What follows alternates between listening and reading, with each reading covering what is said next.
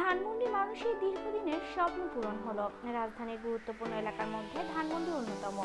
এতদিন সেখানকার মানুষের সিনেমা দেখার জন্য উন্নত পরিবেশ ও সিনেপ্লেক্স ছিল না। শনিবার সীমান্ত সম্ভারে চালু হয়েছে 3টি মাল্টিপ্লেক্স।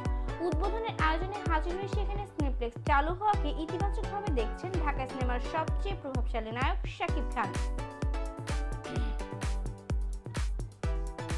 তিনি বলেন, মানুষ এখন হলে গিয়ে ছবি দেখতে চায়, কিন্তু উন্নত সিনেমা হল আর সুন্দর পরিবেশের অভাবে হলে যেতে চায় না। ধানমন্ডির মতো অভিজাত এলাকায় সিনেপ্লেক্স হয়ে খুব ভালো হয়েছে।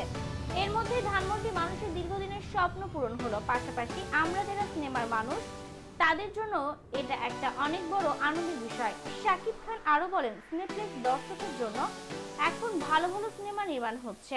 আমার প্রয়োজনে এসপি ফিল্ম থেকে প্রতিটি উৎসবকে টার্গেট করে ভালো ভালো ছবি নির্মাণ হবে।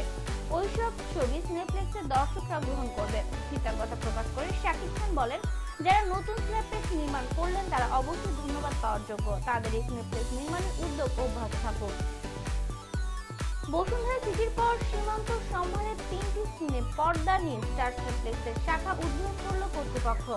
উদ্বোধনী অনুষ্ঠানে শাকিব খান ছাড়া উপস্থিত ছিলেন তথ্যমন্ত্রী হাসান মাহমুদ, সাবেক গণপূর্তমন্ত্রী মোশাররফ হোসেন, স্টার সিনেপ্লেক্সের কর্ণধার মাহবুব রহমান রুহেল, প্রযোজক আব্দুল আজিজ, তৌকির আহমেদ, বিপাশা হায়াত, জয় আহসান, সাইমন, রোশান, ভাবনা, অনিমেষ, আইজ, শরীফুল রোজ, জেফার, সালমান মুক্তাদি সহ আরো অনেকে। তো বন্ধুরা, আপনার কি মনে হয়, বাংলাদেশের নতুন নতুন সিনেপ্লেক্স নির্মাণে কি বাংলাদেশের সিনে জগৎ কি আরো বিস্তৃত হচ্ছে? দর্শকের বিষয়ে আপনার মূল্যবান মতামত এবং শাকিব খান যা বললো সে বিষয়ে আপনার মতামতটি কমেন্টের মাধ্যমে আমাদের সাথে শেয়ার করুন।